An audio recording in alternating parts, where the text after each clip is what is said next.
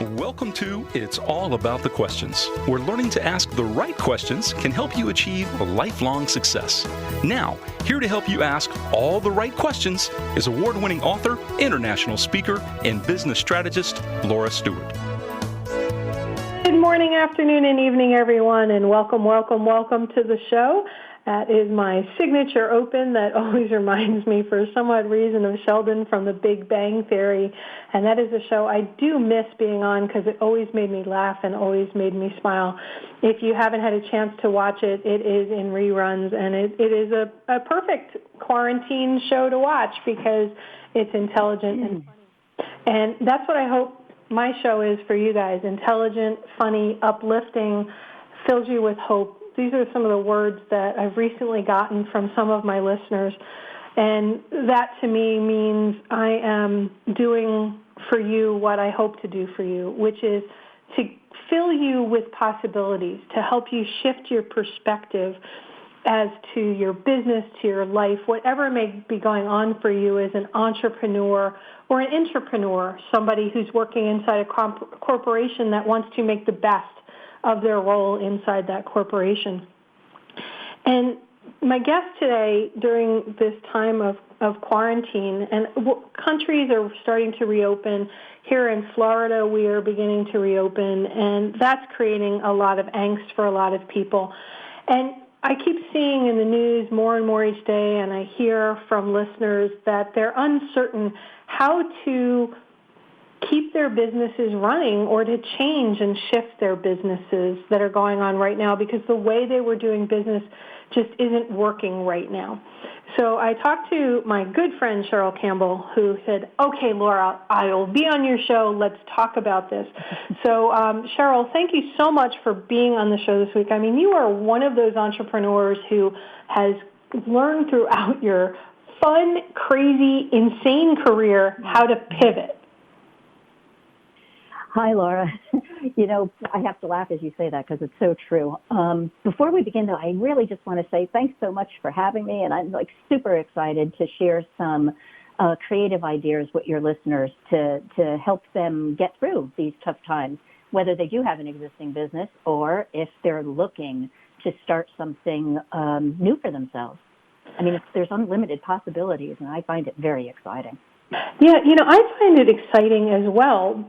But I tend to look at chaos as an opportunity for somebody to cut through it and bring some order to chaos and to capitalize on what's going on without losing your ethics in the process. Like I have a friend that makes cloth handbags, beautiful totes and bags, and I said, are you making face masks yet? And she said, no.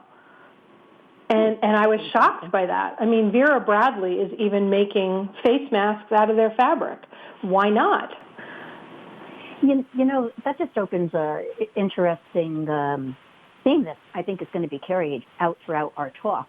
And, you know, I think people have different attitudes about profiting in general, especially if they're heart-centered, like I'm sure your audience is, but also profiting during times of crisis. People feel like it is unethical to profit. Right.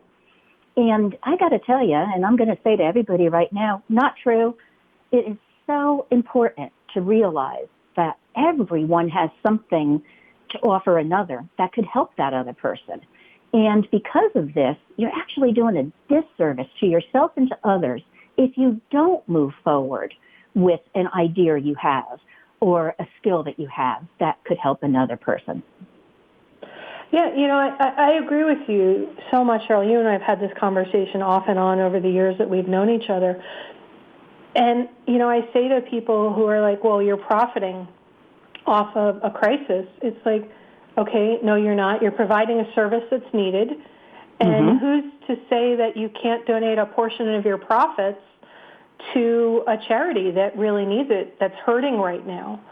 You know what? It's funny that you say that because I just created a little course, and maybe we'll get into it in a little bit, but I just created a course that the sales are going to a nonprofit that I run, and that nonprofit actually deals with crisis assistance and feeds, we staff and fund our local food pantry.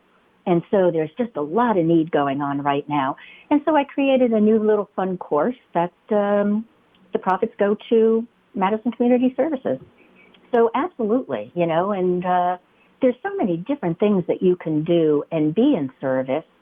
And I'm really looking forward to sharing some of those things with your audience.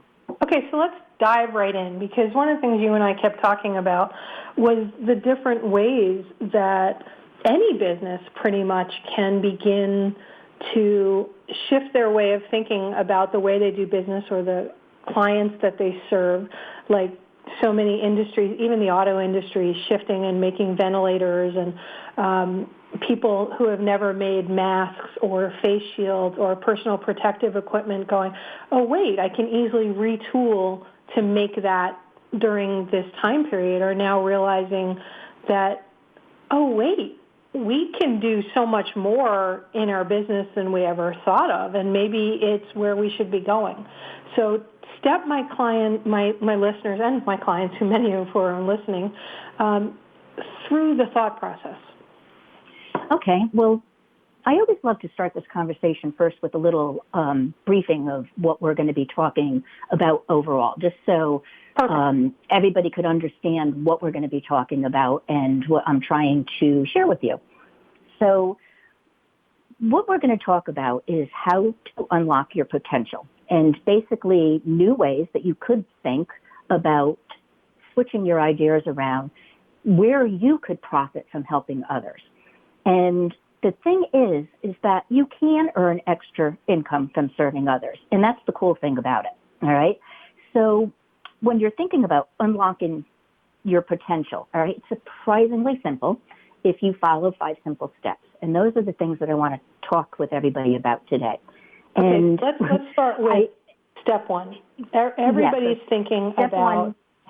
Step 1 is actually mindset, Laura. And I got to tell you, all right, people poo-poo mindset. Oh, I've heard about this before. And yes, I understand mindset.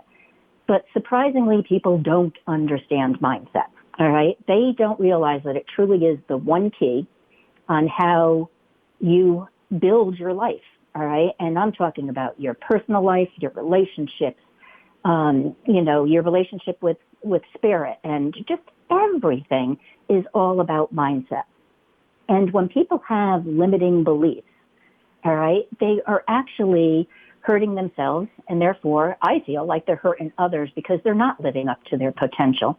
And, if we could, I want to talk about all of these things with you and show you how you can choose a business model and how you could launch your business using like a simple sales funnel and all of these different things. But if you don't mind, I do want to start with a little bit of mindset that I've been seeing going on during the pandemic, if that's okay. Yeah, because it's, I've done a lot of shows talking about different aspects of mindset, and we just had Noah St. John on last week, who is just amazing to me, talking about those thoughts. But mindset is something that I find there's lots of different definitions for it, and each one means something to somebody else, and a technique to help them. Right.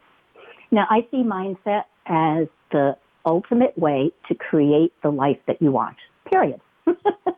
And I'm not talking about pie in the sky kind of mindset and everything. I believe in a mindset that looks at what is going on in your life. And if you're not happy with everything that's going on in your life, it's got to be somewhere rooted in that mindset that you have. So you need to be honest with yourself, all right? You need to look at what's going on. You have to look at your own skill levels and can you improve them, and your attitude about everything. But the stuff I wanted to talk about related to this pandemic is that I've been seeing this with the work I've been doing, that there's 2 types of mindset going on right now with this pandemic. Different behaviors that are rooted in fear, and then, of course, just the mindset of you want to help your fellow human being and people that are doing whatever they can to serve their communities. And the part that really disturbs me is that when people react out of this fear-based behavior, because to me, the only fear that exists is the fear that you allow to exist in your own mind. And what I mean by that, though, is that fear-based behaviors are they happen because people feel like they have no control, and they start thinking irrationally. But one thing about fear-based behavior is it actually causes a lot of stress in our bodies, and that stress reduces our immune system, and that's the one thing that we need to protect right now. So if you are in fear, I would just like to suggest to you that you take a step back, all right, and you do what you need to do to find solutions to solve the problems that you're facing. So if you're afraid to go out of your house, all right, do your due diligence and just, sit back. Now we're starting to know everything that we need to know about protecting ourselves. 65 and older are at risk. When we're out of the house, we need to wear face masks if we're in public. You need to use hand sanitizer and all of these other things that everybody has heard by now. But the difference between reacting in fear and hiding in your home, or reacting out of fear and pumping your arm in the air and saying, I have my rights, and demanding that you don't do any of these, things that are going to protect you, and going out to a bar like happened last week, in different parts of our country, one state in particular. And people do this again because they think that they don't have control over things. So the one thing I need everybody to realize is that we all have control over our lives always. Now, we may not control the things that happen to us. There's a big difference. We didn't ask for this pandemic. We don't ask to lose loved ones. We don't ask for relationships to go bad. But the thing that we always have control over is how we react to any given situation that happens to us. And when you realize that, you realize you always have a choice. So if your business tanked, you have a choice. Do you sit back and wallow in, sorrow, or do you find a way to look at your business and go down a different path? If you've lost a loved one, which is so difficult, and, it's heartbreaking when it happens, but do we choose to honor that person somehow, learn from it, grow from it? There's so many choices that we can make in so many different ways. But the key to it all is realizing that we do always have a choice. Okay. So, you know what I mean? I mean, it's just a choice. Always, you have it. Like a friend of mine who makes bags and is choosing not to add a line temporarily or long-term for masks. Is frozen around. Right. Now that kind of mindset, I think, comes from, it's also fear-based. And dealing with so many clients over the years, I find that a lot of people have the same fears. They're afraid of failure. They're afraid of success. They're afraid they're not going to live up to their potential, so they don't even try. I mean, you've heard all of this before, and I'm sure all of us could identify with it because we're all human. We all go through it. You're not afraid. You're afraid you're not going to give enough value, or you're afraid that you'll be ridiculed because people will laugh at what you have to offer. So you have to get your head wrapped around these things. And ways that you can do that, first of all, is simply being aware. So when you have that negative thought, you have to stop it in its track, all right? And if you could try to reword it, like, I'm not good, who am I to do that? Well, if you have something that will benefit someone else, you have every right to share that. So it is all about mindset. And I think as we get into some of these different steps, I have 5 steps for you to help you through this whole process. All right, then we better dive in. Different steps. Okay, so step 1 is mindset, you said, right? Yes, absolutely. All right. The second step is that you actually have to see your potential. And when you see that potential, you have to have the proper mindset to move forward with it. And what I mean by this is that every single person listening today has a skill that they have that someone else needs. And it could be something as simple as making face masks. And the people that do know how to make face masks can share that knowledge with someone else, all right? Moms that have been homeschooling for years to give tips to other moms that are home right now trying to deal with the way that their schools, their children are now learning at home. Another example, someone that has decorating knowledge and is really good at home decor could help all of the people that are home right now that need to still look professional, but they don't have a home office. Well, do a little consultation with them and share your knowledge of how to make their space look professional, regardless of what part of the house it's in. So that was, everyone when you has and I a were skill. talking about that one, it was really fascinating to me because, I've always looked at, because I've been doing video stuff and webinars and video interviews for years, right? So I think about what's behind me when I'm filming. And a lot of people don't, as I've seen in so many cases. And I went, oh, that's an interesting possibility for an interior decorator, a feng shui person, a stylist, somebody does video for a living. It's like you could have somebody walk around with their laptop around their house to find a perfect spot or to see different things that could be moved, create a tableau behind the person, or create Zoom backgrounds for somebody, or I have somebody I know who's doing that now. Yeah, and that's a service that's really needed. And not only that, but think about if, you're, you do hair in a salon and makeup, but you can't go to work right now because you're forced to have your shop closed, okay? How can you repurpose your skills? You absolutely can teach others how to make sure that their makeup is proper, because makeup on camera is different than makeup that you wear every day. And, lighting, if you're a photographer and you know something about lighting, you could give a little mini course on how to do proper lighting. There's all different things. And I'll share a personal story with you about tapping into these skills that you may not know that you even have or that you don't think about. And it's funny because this also taps into mindset again. But I know someone that put out an email that challenged his audience to think out of the box and to create a course on bread making, of all things. And I had to laugh because I said, who the heck would pay for that? All right.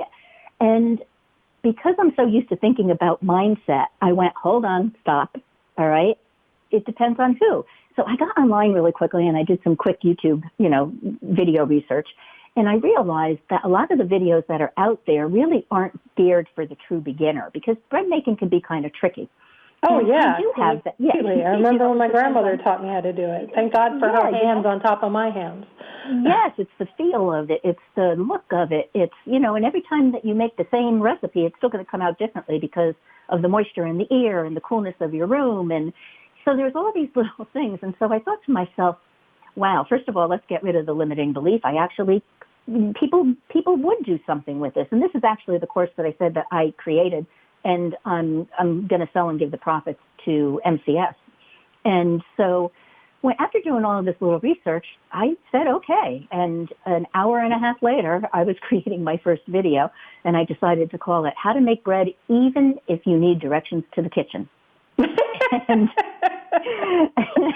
it literally takes you step by step by step, every single moment of like 4 different bread recipes, 4 of my favorite ones.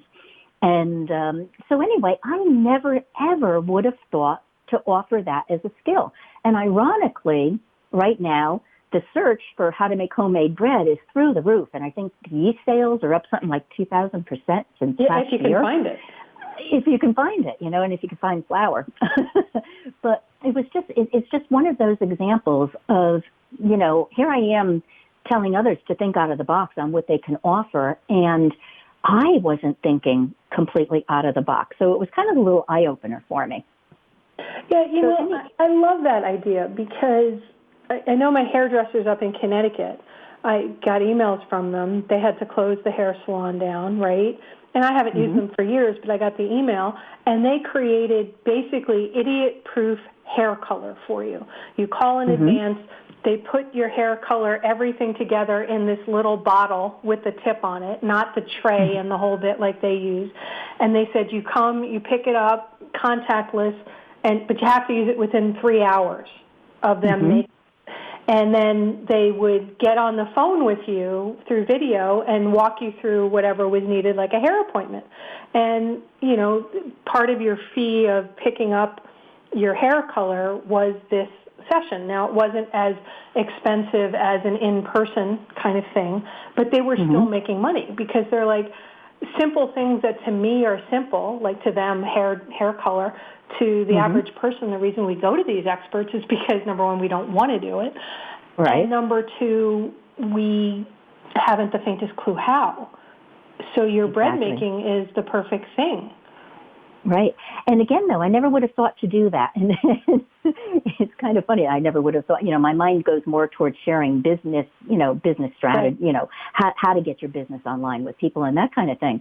And so I wasn't thinking that way, but that's the kind of example, and the one that you just gave is the perfect way for businesses that aren't allowed to be open right now to shift and do things differently. And there's a lot of people doing that. Your yoga instructors that are streaming live, and your gym owners that have, are showing how to do proper form and everything by streaming live.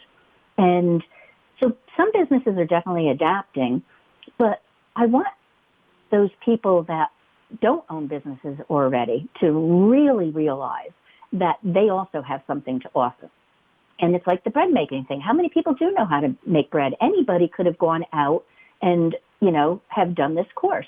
And even if you don't know technology, it's not a difficult thing to learn. And again, it comes back to mindset. You have to be willing to realize that, yes, regardless of your age, you're always capable of learning something new. And you have to be willing to learn something new. And not be afraid to move forward and not be afraid to look like a fool. I mean, when I do video work, I used to be absolutely ridiculous about how absolutely perfect it had to be, and I was laughing about that when I made the videos for the bread making.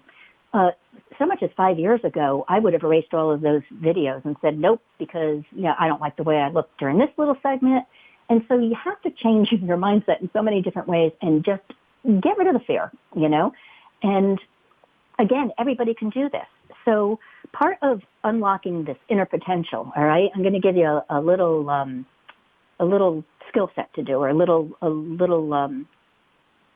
little idea of how you can move forward with this. Okay, perfect. That would be a great segue into the next. Take an empty piece of paper, all right, and put down 2 columns. And list a minimum of 10 skills that you have in each column. And I mean list everything from I know how to balance a checkbook. You're just kind of brainstorming. I know how to make bread. I really am good at gardening. Or even more specific, I'm really good at organic gardening. I love to do floral displays. I mean, it doesn't have to be save the world information. And when you're heart-centered, a lot of times you think that the information that you have has to be like life-altering. And what you may not realize is that people, when they want to learn a new skill, that is life-altering and for them in a little tiny way. But it still alters their look on things, and it gives them joy because they're learning a new skill. So don't devalue yourself. So list these 20 items and just keep on brainstorming until you have 20 items. And then step back from it for a little bit. And when you come back to it, look over it and then give a big old star to the ones that you really are passionate about. And then, going back to mindset, I want you to realize that, again, you know enough, because you will always know more than the person that is purchasing your product when you have a product put together. All right? There will always be somebody that knows less than you and is looking for that information to get them started. So you only have to be one step ahead. Okay, and that's the perfect way to go into the national news, everybody. If you're on the podcast, just pause this, write your list. If you're driving your car, wait till you get home and listen on the podcast on your favorite podcast platform. And we'll be right back with more from Cheryl Campbell. We're talking about pivoting your business, pivoting your mindset, and seeing the skills that you have that can take your business to the next level. Welcome back, everyone. And if you missed the first half of the show, you missed some amazing content from my guest, Cheryl Campbell. we're talking about pivoting your business, how to grab the opportunities that you may not be seeing right now. And Cheryl even shared about, a common problem, especially for women, about trying to capitalize on a crisis and feeling that it's not okay to make money in business when other people are suffering. And Cheryl, I think we need to just talk about that one more time before we go into these skills 3, 4, and 5 of things that people can do. Okay. Build or grow their business. But this concept, I know you've seen it a lot with a lot of your clients, and you also head up a food pantry in Connecticut where you provide food to people who need sustenance, who don't have the funds otherwise to do that. And you're seeing a lot more of that happening in the world today. What are your thoughts on this idea of people saying, I can't make money during this time? Other people are worse off than me. I hate to keep on going to the mindset, but it's just something that really needs to be changed because, again, if you have something that's going to help another person, I really think that you are doing such a disservice if you don't help them. But, this is from personal experience, too. When I first started 10 years ago, oh, my goodness, I wanted to help so many people, and I had, I learned a certain skill set, how to build websites, how to put out a digital magazine, how to do interviews. And I loved working with women entrepreneurs, and so I kind of concentrated on that. But it was so interesting. I'm like guiding them on how to get their message out in the world and how they could put programs together and make money. And one day I was talking, actually she's a good friend of the both of us, and showing her how to, Marion, and how to put a PayPal button on her website. Oh, and Marion, she texted me. She is listening to the show right now. Oh, her friend Deb. I love you.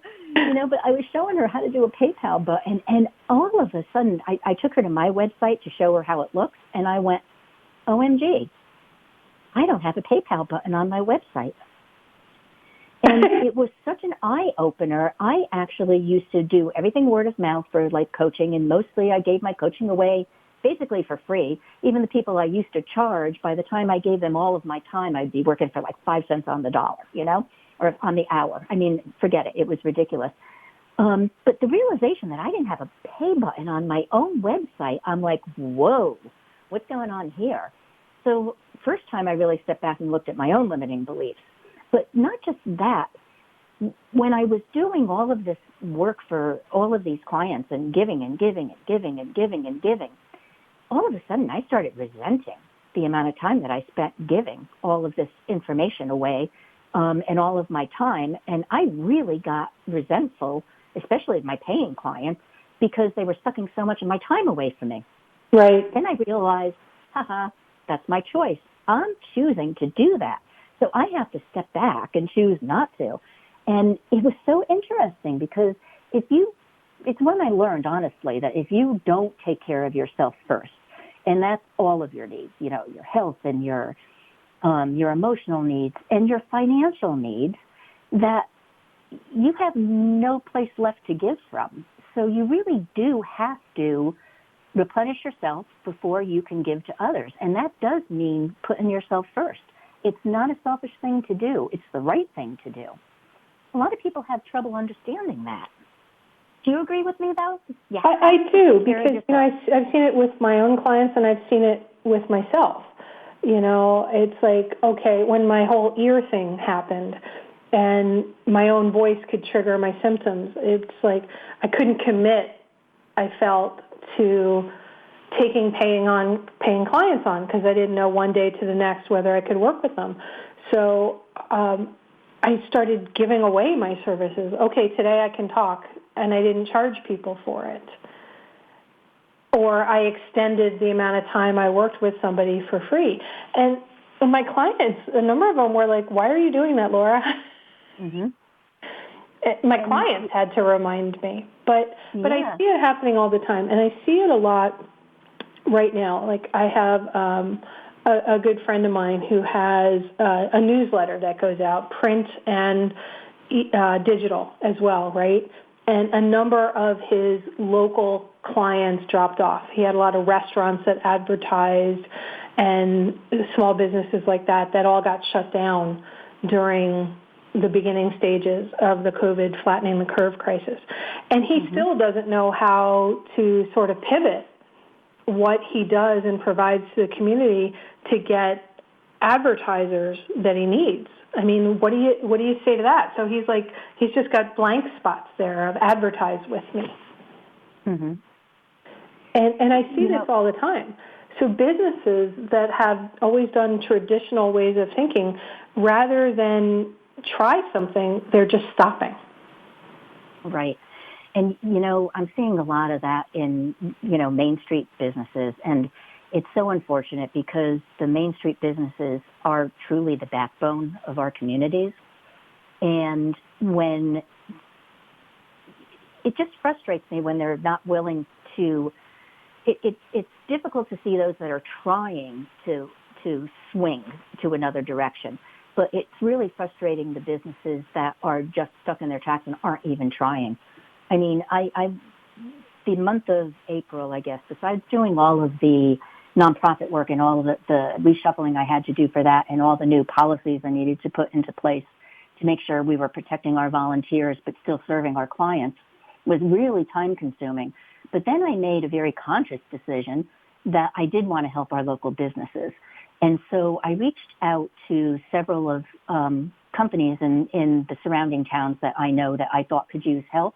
And it was really interesting to see their reaction. Some jumped on it, and I would do anything from steering them in the right direction or telling them about a technology that they can use. But there were some, and one in particular that I know that was in the process of getting their business online before this crisis. And when the crisis hit, she refused to spend any more money on it. And so she has a website that's like 85% ready to produce income for her. And she decided to put a stop on it until she knew where the economy was going. Yeah, the really fear doesn't make any sense. So for Main Street it's just really interesting. For Main Street businesses that you mentioned that aren't ready to go digital or really have no clue how, what are some thoughts on how they could potentially pivot? Again, it really is just digging in deep and like trying to unlock those skills that you may have and refocusing. It's like any company that has the interior decorating capabilities, of course, could move forward and help the people that are stuck in their homes, especially needing to look professional in their home offices, like I mentioned earlier. And then the other ones just need to switch gears a little bit, like the yoga studios that I mentioned, with streaming online and their classes online, they can even take that one step further. They're streaming live, but what about the people that can't get to that live session? They can learn how to take that live stream and create a digital course for somebody. And, some people are interested in that. They'd rather have all of the information in one place and, be able to use it when they want. And so there's different ways to add components to your business. There's different ways of, serving your clients in different ways. Like even just the retail stores in town that don't have their businesses online, just reach out to somebody and ask for help. And, it's what the chambers are there for. But it's just so surprising to me, at least in my area, how many people aren't doing that. And, I love our local sad. independent bookstore, the Vero Beach Book Center, and I was shocked that they've been there for 40-some-odd years now. They've still not created a way for online ordering for people. Yeah. And bookshop.org got created and really launched during the last few months as a resource for independent booksellers. So they've got this whole platform. The booksellers just have to connect and create an account with them. And then anybody who buys books can choose, this is the independent bookseller that I'm buying my books from. And bookshop.org has done amazing things. I don't know if you're familiar with them. in the last few months, they have done millions of book sales benefiting independent bookstores. Right, very cool. You know, there's a couple of people I know in the industry that have platforms for e-commerce, and both of them came out and offered free websites, for the lack of a better way of putting it. And I did a video on it and shared it all over, social media, all my local Facebook groups, and they literally were offering the means for these Main Street businesses to get their items up very quickly, because the mechanisms that you need to put into place for taking those orders and getting the notification that an order came in and taking online charges and all of that was already in place. And it really was easy. It was like one of these things that we call drag and drop for putting it in place. And I used a special link to find out how many people clicked on this offer. And when I say it was completely and totally free, these people were doing it out of the goodness of their hearts because they wanted to help business. They weren't looking for a dime. And none of them are taking away the website after this virus goes away or gets under control. It's yours for life, this website that does this wonderful e-commerce for you. And out of all of the places I shared it, it got 5 clicks. Wow. Meaning 5 people took a look at the offer. And again, I hate to keep on going back to mindset, but that kind of reflects the mindset of that person, just whether they're being not trusting enough. They think that, they're going to be taken. It's, nobody would really offer this. And so I don't know what it is. It's just, but then of course there's other people that are being so super creative. Right. And those are the ones that are doing well, regardless.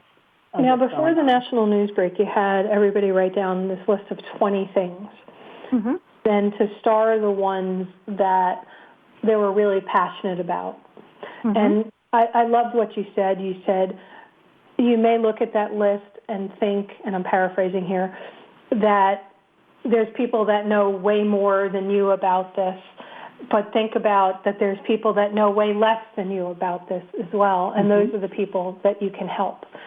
So what's like the next thing somebody should do then? They're beginning, hopefully after everything we've talked about, my listeners are thinking their mindset, they've written their list, they're seeing potentials in their business or new business that they're thinking about, that they can charge money for. And everybody, it is okay to charge money and make money during what's going on in this world today.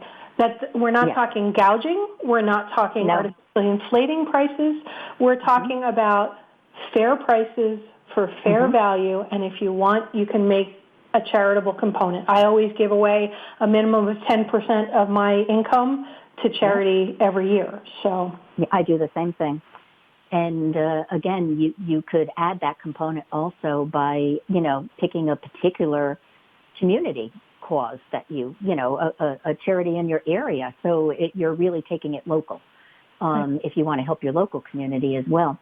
But, when you were talking about I have a little analogy for you, because when people really think that they're not worthy of teaching somebody else, think about how simple it is to tie your own shoes. But when a child doesn't know how to do that, they look at you with these big eyes of wonder when they learn how to tie their shoes. And so, again, there's nothing too simple. There's always somebody that is going to need what you know. And so after after you check off these little things that you're interested in, basically the best way to the next step to take is, without getting into a lot of detail about choosing a business model, one of the easiest ways to start is just by everybody now pretty much knows how to Zoom.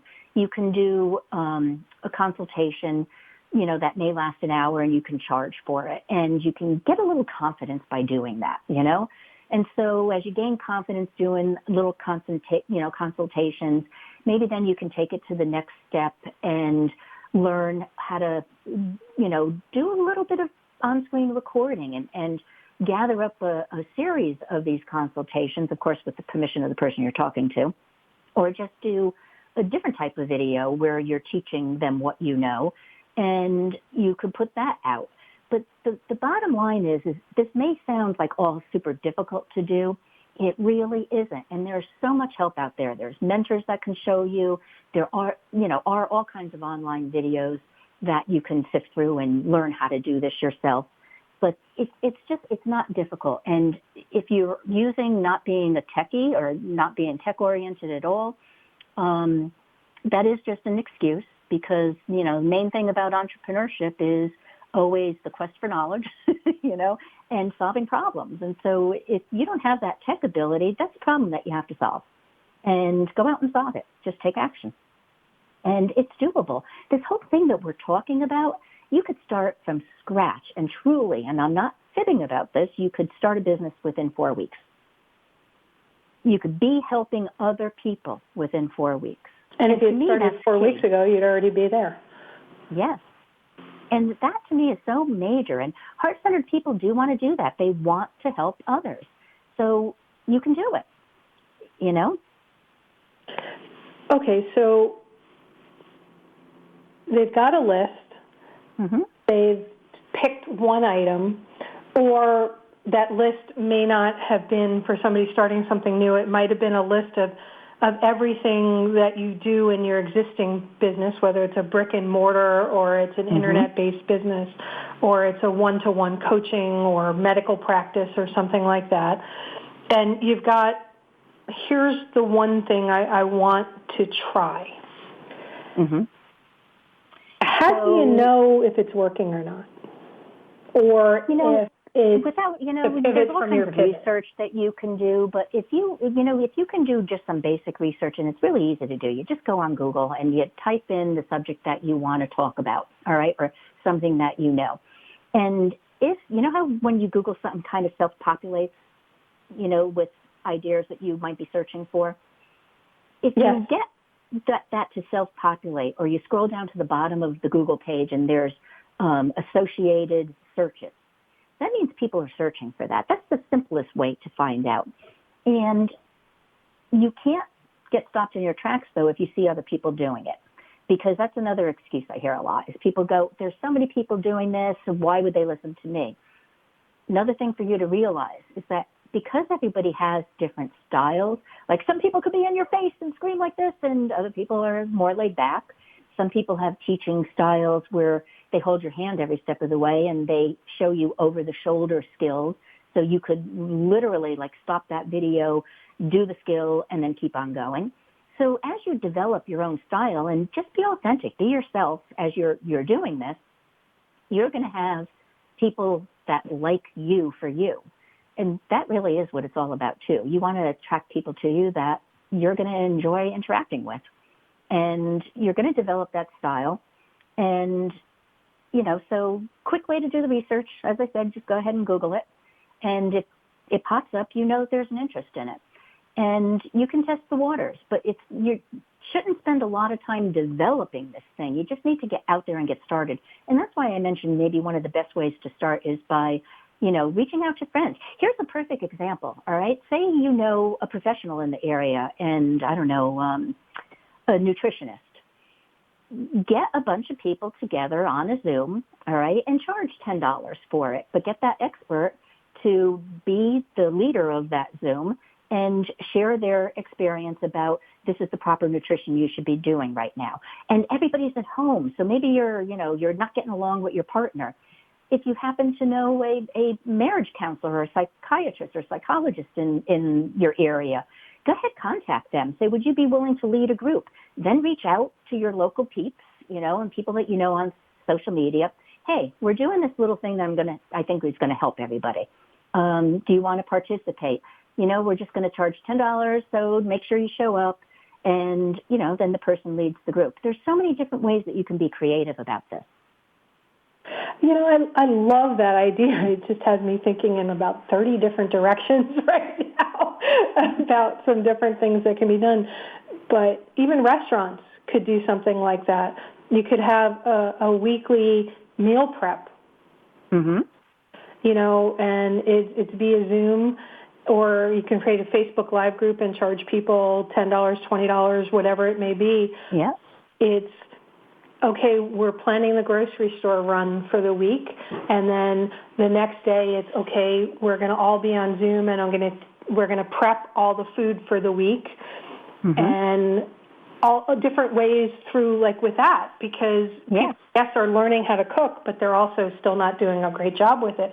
I would love it if somebody held a membership thing that I was part of where we literally planned our menus together, and the grocery store run, and then took us through the food prep.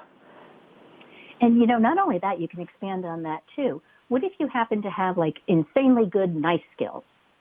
All right, I actually, one time... You do. I shouldn't say this because I do.